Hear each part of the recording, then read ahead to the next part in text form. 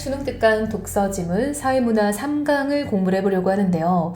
이 지문은 정말 많은 아이들이 어려워할 것 같은 지문입니다.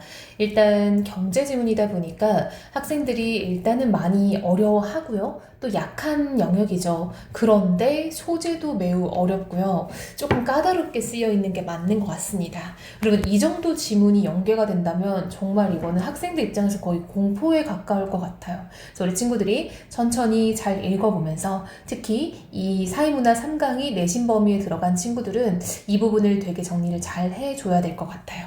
자, 한번 들어가 볼게요.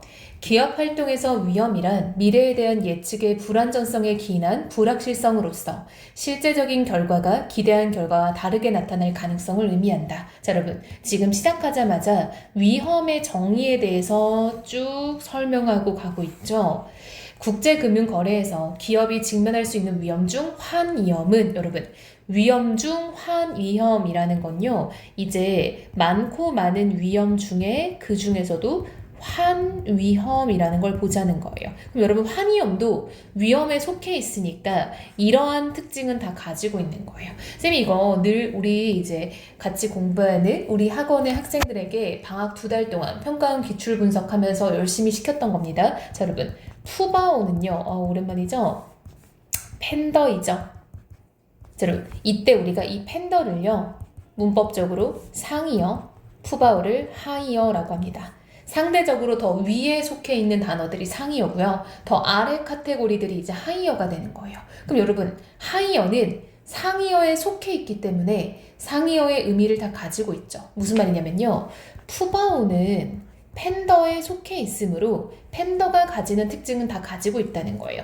예를 들면 여러분, 팬더는 포유류죠. 그럼 푸바오도 포유류겠죠. 팬더는 새끼를 낳죠.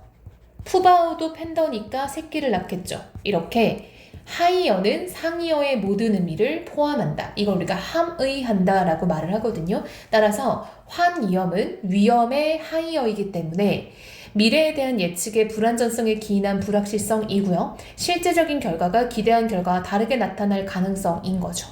그 중에 환위험은요, 환율 변동으로 인해 기업의 가치가 변화될 가능성의 정도를 환위험이라고 한대요. 이거는 환위험의 정의라고 할 수 있겠죠. 자, 지금 여러분 연달아 1문단에서 정의를 여러 번 주고 있어요. 한마디로 본격적인 이야기에 들어가기 앞서서 필요한 단어들을 지금 던져주고 있는 상태인 거죠. 환위험은 환율 변동으로 인해 손실이 발생할 가능성만을 의미하는 것이 아니라 이익의 가능성도 고려하기 때문에 어느 방향으로든 현재의 예상과 달라질 가능성을 포함하는 개념으로 이해해야 된대요. 여러분, 환위험은요, 현재 예상과 달라질 가능성을 포함하는 개념으로 이해하는 게 맞대요. 한마디로 나에게 이득이 되든 손해가 되든 달라지는 걸 얘기한다는 거예요. 여러분, 1문단은요, 내내 정의를 하면서 조금 우리에게 필요한 정보를 주는 문단이었습니다. 자, 이제 2문단 가볼게요. 환위험은 환율 변동과 환 노출이라는 두 가지 요인에 의해 결정되며 환율 변동 곱하기 환 노출로 나타낼 수 있다. 환 노출은 외화로 표시된 자산에서 외화로 표시된 부채 또는 외화로 표시된 현금 유입 예상액에서 외화로 표시된 현금 유출 예상액을 빼는 것을 의미하는 순 노출로 측정할 수 있는데 순 노출의 절대값이 클수록 환 노출이 크다. 이런 비례 관계에 있다라는 걸 알 수 있겠죠. 자, 여러분, 환 노출이라는 건 뭔가 봤더니 외화로 표시된 자산에서 외화로 표시된 부채를 빼는 거 혹은 외화로 표시된 현금 유입 예상액에서 외화로 표시된 현금 유출 예상액을 빼는 순노출의 측정이 가능하대요. 순노출로. 예를 들어, 자, 여러분, 예시입니다. 달러 환율이 10원 하락하면 순노출이 10만 달러인 기업은 100만 원의 손해를, 1만 달러인 기업은 10만 원의 손해를 보게 된다. 그쵸, 여러분? 보면요, 여러분, 10만 달러일 때 100만 원 손해면은 1만 달러는 10분의 1이니까 10만 원 손해가 되는 거죠. 100만 원의 10분의 1이니까요. 환율 변동과 달리 환 노출은 개별 기업이 통제할 수 있는 요인이므로, 자, 여러분, 이런 걸 잘 따라가야 되는데요. 환율 변동과 달리 별표 차이점을 부각하는 부사어죠. 자, 여러분, 환율 변동은요, 개별 기업이 통제할 수 없는 요인이고요. 환 노출은요, 개별 기업이 통제할 수 있는 개념인 거예요.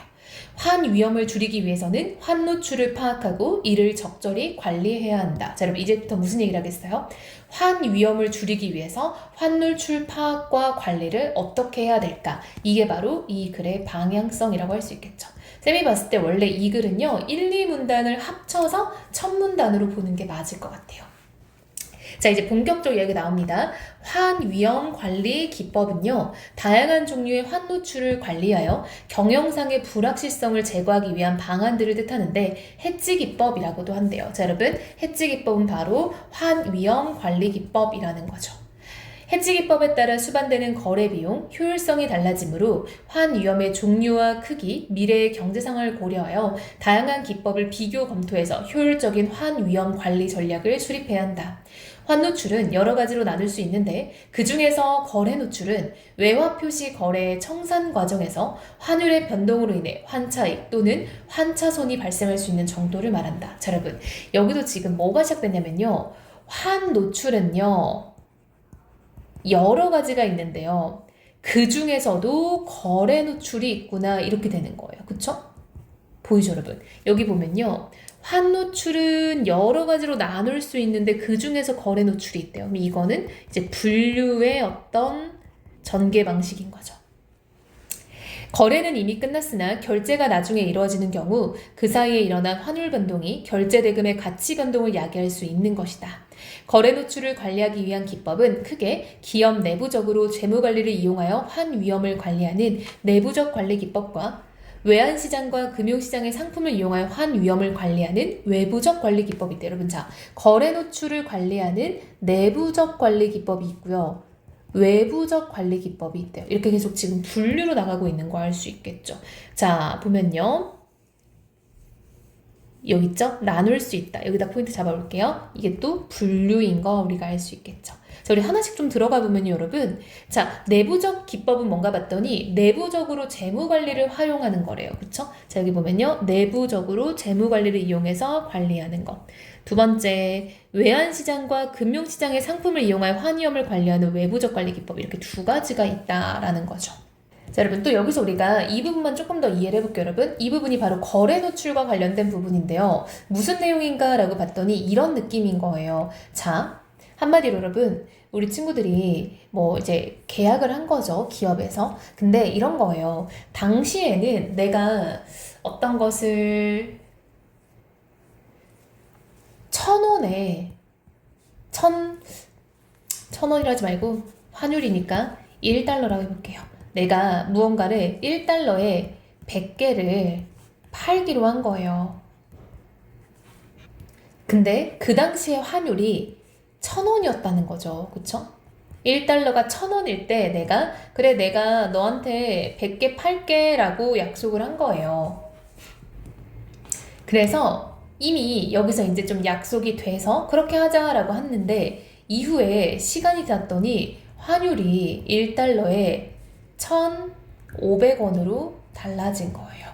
그럼 나는 이 미래 시점에 팔았으면 이때 100개 파는 게 훨씬 더 이득이겠죠. 근데 나는 이미 과거 시점에 이렇게 하기로 약속을 했기 때문에 이게 미래의 환율이 달라진 것에 대해서 내가 손해를 보게 되는 그런 상황이 되는 거죠. 이런 것들이 이제 어떤 거래 노출과 관련된 상황들이라고 볼 수 있겠죠. 그럼 이 경우에는 만약 여러분 우리가 1달러가 1,000원일 때 100개 팔기로 약속만 했지 아직 결제가 안 된 거예요. 그쵸? 근데 미래 시점인 이때 결제를 하기로 약속을 한 거예요. 그러면 나는 이득인 거죠. 그럼 이럴 때는 환차 이익이 되는 거겠죠. 그래서 이런 식으로 내가 뭔가 계약을 한 시점과 실제 이게 어떤 대금이 처리되는 시점 사이에 어떤 차이가 생기는 걸 거래 노출이라고 한다는 거죠. 좀 이해가 되나요? 자, 내부적 관리 기법은 순노출을 줄이거나 순노출의 증가를 방지하기 위한 조치로 네팅과 매칭이 있대요. 자, 여러분 지금 또 어디서 이어지나 봤더니 내부적 관리 기법에서 네팅과 그쵸? 네팅이죠. 선생님이 합쳐서 말했어요. 네팅과 매칭이 있다라고 돼 있죠. 와, 진짜 복잡하죠?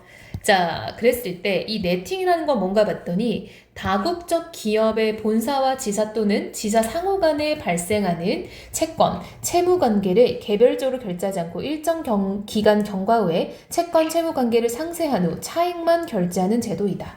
이때 차익을 결제할 결제 통화와 시점을 선정해야 하는데 동일 기업 그룹에 속한 3개 이상의 회사들이 관련되는 다자간 네팅의 경우에는 그룹 내 중앙결제센터가 자회사들의 채권, 채무 관계를 총괄 관리해 다각적으로 상계하고 순차익만을 개별 자회사들에게 통보해주는 역할을 한다. 네팅은 교환 수수료 등 은행 비용을 절감하고 환 노출 금액을 줄임으로써 환율 변동으로 인한 불필요한 손해를 막을 수 있지만 결제 시점이 늦어지거나 거래 시와 결제 시의 통화 종류가 달라질 수 있다는 문제가 있다.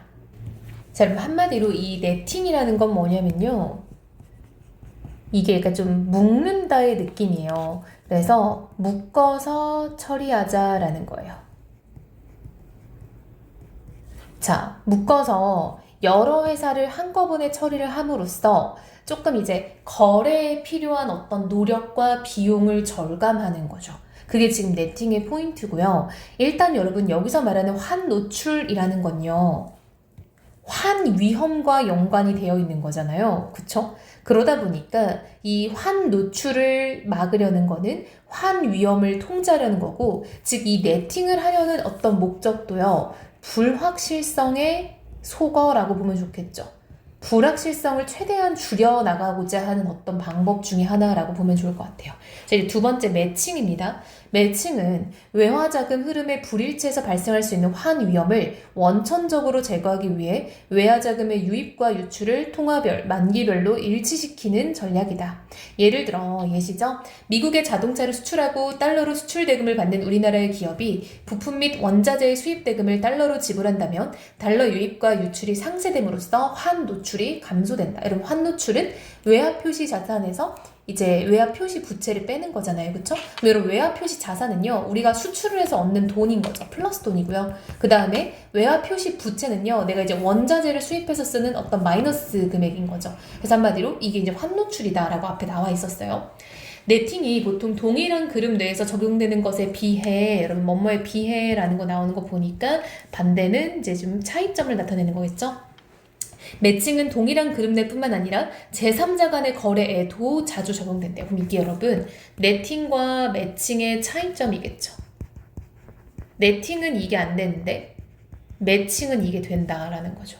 외화의 유입과 유출의 시점이 어긋나면 그 기간 동안 환노출이 발생하므로 외화 거래의 발생 시점에 유의해야 한다. 그쵸 여러분? 환노출이 발생되면은 이게 환 위험과 연관이 있잖아요. 환 위험은 불확실성이고 우리가 피하고자 하는 거니까 그것을 잘 다스려야 된다는 거죠. 자, 이번에는 외부적 관리 기법입니다. 여러분 여기까지는 무슨 얘기였어요? 그렇죠. 내부적 관리 기법에 대해서 얘기를 했고요. 네팅과 매칭이 나왔어요. 자, 이제부터는 외부적 관리 기법에 대해서 얘기를 할 거래요. 매우 당연한데 선물원 해지와 통화 옵션 해지가 대표적이다. 이렇게 두 가지를 얘기할 거래요. 자, 선물원 해지는요. 특정 외화를 거래일에 미리 정해놓은 환율인 선도 환율로 미래의 만기일에 인도하기로 약정하는 선물환 계약을 통해 환 위험을 관리하는 것이다. 여러분 이때 이 선물이요. 친구들이 계속 이제 선물, 기프트 이런 걸 생각하는데요. 그게 아니라 이때 선은요. 먼저 선자예요. 그러니까 먼저 우리가 정해놨다라는 거야. 그쵸? 미리 정해놨다. 이게 선물입니다. 그쵸? 그래서 우리 이제 이게 나중에 투자하다 보면 막 선물 거래 이런 것도 친구들 나중에 들게 될 수도 있는데요. 위험하니까 조심하시고요. 그쵸? 자, 이 선물한 계약을 통해 환 위험을 관리하는 건 무슨 얘기냐? 한마디로 우리가 환율을 미리 정해서 그것을 인도하도록 약정하는 거예요. 한마디로 환율 변동의 위험성. 환율 변동의 불확실성을 방지하기 위해 미리 정하자라는 거예요. 선물한 계약은 거래 체결 시가 아닌 만기일의 외화의 교환이 이뤄지기 때문에 그쵸? 거래 체결 시가 아니라 만기일이에요. 미래 시점에 외화 유입이 예정되어 있는 기업은 해당 거래 금액만큼의 선물안을 선물한 계약 상대방에게 매도하여 안정적인 현금 흐름을 만들 수 있다. 예를 들어 우리나라 A기업이 미국에 자동차를 수출하고 수출 대금 100만 달러를 3개월 후에 받기로 했다. 그죠? 미래의 시점인 거죠. A기업은 현재 환율은 1,000원이지만 3개월 후에는 1,250원이 될 것으로 예상하고 있다. 그런데 3개월 후 받게 될 수출 대금의 원화 가치는 3개월 후의 환율에 달려있기 때문에 환율이 1,500원으로 상승한다면 수출 대금의 원화 가치는 15억 원이 되어 예상보다 큰 이득을 보지만 반대로 800원으로 하락한다면 8억 원이 되어 큰 손해를 보게 된다. 자, 여러분 이게 무슨 말이냐? 여기 보세요. 현재는요. 환율이 1,000원인 거예요. 그쵸? 근데 미래 시점에 두 가지 가능성이 있겠죠. 그쵸? 하나는요, 환율이 오르는 가능성이고요. 하나는 내려가는 가능성이겠죠. 올라서 1,500원이 되거나 내려가서 800원이 될 수도 있어요. 근데 이게 100만 달러니까요. 이렇게 오르게 된다면은 우리가 15억 원을 벌 수 있는데요. 떨어지게 된다면은 8억이 되기 때문에 내가 원래 받으려고 했던 10억보다 여기는 손해가 되는 거겠죠. 그쵸? 따라서 우리는 미래의 환율이 어떻게 될까에 대해서 곤두설 수밖에 없다는 거예요. 이때 A기업은 만기가 3개월이고 선도 환율이 1,200원인 선물안을 매도하면 3개월 후 수출 대금으로 받은 100만 달러를 선물안 계약 상대방에게 인도하고 12억 원을 확정적으로 얻을 수 있다. 자, 그럼 이게 무슨 말이냐? 그냥 나는 환율이 1,200원쯤일 거다라고 미리 생각을 하고 그걸 정하는 거예요. 선도 환율이라고 하겠죠, 앞에서. 그럼 1,200원에 그냥 약속을 해놔서 내가 그거를 이제 파는 시점에 1,500원이 됐든 800원이 됐든 무관하게 1,200원에 파는 거예요. 왜? 약속이 돼 있으니까요. 자, 두 번째, 선물한 해지는요, 환 위험을 완전하게 제거할 수 있대요. 오, 이건 포인트네요. 이로 인해 환율이 기업에 유리하게 변동하는 경우 누릴 수 있는 이익의 기회까지 사라지게 만든다. 이러한 이익의 기회를 잃지 않으면서 환 위험을 쌤이 이거 조금 색깔을 착각했죠? 앞에서 말하고 있었던 거니까 분홍색이죠. 그쵸? 자, 이러한 기회, 이러한 이익의 기회는 뭐예요? 그쵸? 환율이 오를 수도 있다라는 어떤 기회인 거죠. 그것을 잃지 않으면서 환 위험을 관리하기 위해서는 두 번째 방법인 통화 옵션 해지를 쓸 수 있대요.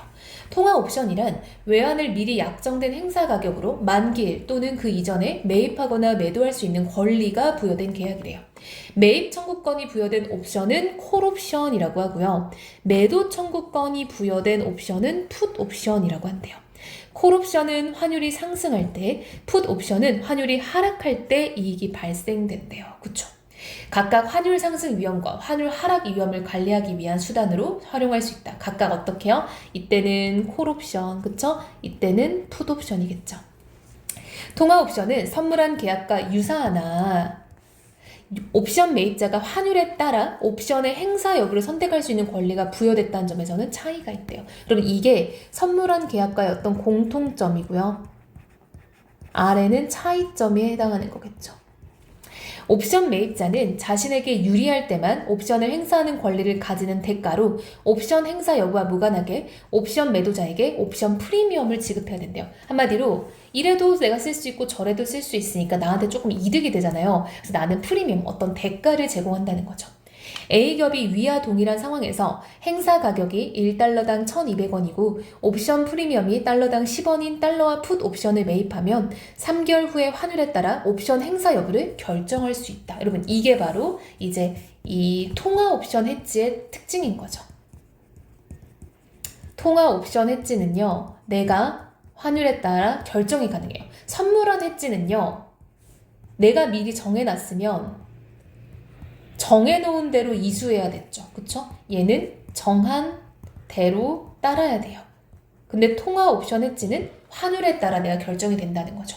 만약 환율이 1,200원 이하라면 옵션을 행사하여 달러당 1,200원을 받을 수 있으므로 옵션 프리미엄을 차감하면 11억 9천만 원을 얻을 수 있다. 왜냐면 옵션 프리미엄이 얼마였어요? 달러당 10원이니까 그거를 빼줘야겠죠.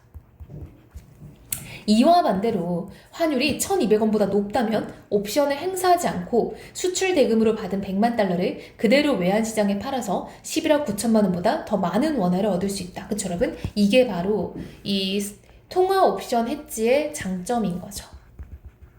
이게 통화 옵션 해지의 특징인 겁니다. 왜요? 선물한 해지였다면은 1,200원에 무조건 이게 이제 계약이 체결되어 있기 때문에 팔아야 돼요. 근데 통화 옵션 해지는 나에게 더 유리한 대로 내가 결정을 할 수 있죠. 콜 옵션이든 풋 옵션이든 내가 환율 하락과 상승에 따라서 무언가를 선택할 수 있다 보니까 내가 더 불리하네? 그럼 안 팔 수 있다는 거죠. 그래서 이런 게 옵션 행사의 여부를 내가 정할 수 있다라는 게 차이점이다라는 거죠. 자, 여러분 쌤이 글을 읽으면서 좀 이렇게 정리를 해놨었어요. 그러니까 이걸 친구들도 이건 좀 정리를 했어야 됐다 싶은 게 너무 정보가 많아요. 그쵸? 그래서 지금 우리는 환노출 관리, 근데 그 중에서도 거래 노출을 관리하는 방법으로 내부적 관리와 외부적 관리를 봤고요. 내부적 관리에는 네팅과 매칭이 있고요. 외부적 관리에는 선물한 엣지와 통화 옵션 엣지가 있구나 라고 글이 전개가 되는데 이 사이사이에 들어있는 개념들이 너무 어려우니까 그거를 잘 따라가야 될 것 같습니다.